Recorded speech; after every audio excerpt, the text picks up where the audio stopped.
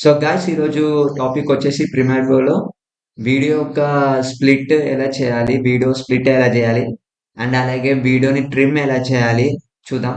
And అలాగే ఇంకో రెండు టాపిక్స్ ఉన్నాయి, అది వచ్చేసి వీడియో లేయర్స్ అండ్ అలాగే ఆడియో లేయర్స్ ఎలా యాడ్ చేసుకోవాలి, ఎక్స్ట్రా ట్రాక్స్ ఎలా యాడ్ చేసుకోవాలి అనేది ఈరోజు మనం చూద్దాం. ఓకేనా?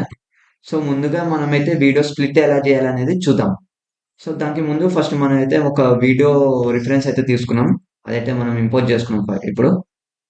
సో గైస్, నేనైతే రిఫరెన్స్ కోసం ఒక వీడియో అయితే డౌన్లోడ్ చేసుకున్నా.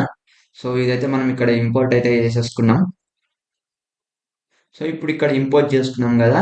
సో ఇప్పుడు మనం ఈ యొక్క వీడియోని ఎలా స్ప్లిట్ చేయాలనేది చూద్దాం. ఈ వీడియోని ఇక్కడ మీకు కనపడుతున్న ఆ ప్లే బ్యాక్ ఉంది కదా, ఈ ప్లే బ్యాక్ ని కొంచెం మీరు అడ్జస్ట్ చేసుకోండి, అంటే మూవ్ చేయండి.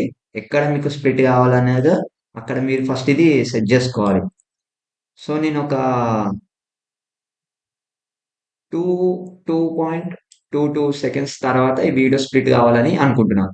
సో ఇక్కడ మీరు ఇక్కడ మీకు ఒక లేజర్ టూల్ అనేది కనపడుతుంది చూడండి. ఓకేనా? సో ఈ లేజర్ టూల్ మీద క్లిక్ చేయండి. క్లిక్ చేసి ఇప్పుడు ఈ వీడియో ఉంది కదా, ఈ వీడియోని మనం ఇక్కడ ఎక్కడ ప్లేబ్యాక్ ని ప్లేస్ చేసుకున్నామో అక్కడ మీరు క్లిక్ చేయండి. అంతే గైస్, ఈ వీడియో అనేది స్ప్లిట్ అయింది. సో ఇప్పుడు మీకు చూపిస్తాను సపరేట్గా మూవ్ చేసి.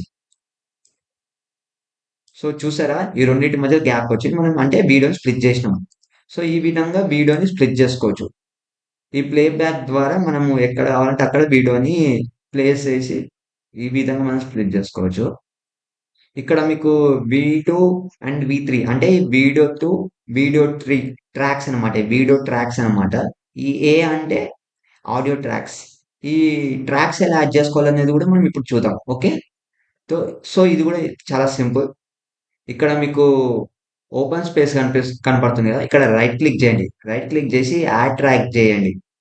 యాడ్ ట్రాక్ మీద క్లిక్ చేసి మీరు అప్పుడు ఇంకో వీడియో లేయర్ కానీ ఆడియో లేయర్ కానీ అండ్ మీ ట్రాక్స్ కానీ యాడ్ చేసుకోవచ్చు. అంతే. ఓకేనా? అండ్ అలాగే ఒకవేళ ఆ ట్రాక్ వద్దనుకుంటే ఆ ట్రాక్ మీద రైట్ క్లిక్ చేసి డిలీట్ ట్రాక్స్ మీద కొడితే ఆ ట్రాక్ అనేది మనకి డిలీట్ అయిపోతుంది. ఓకే?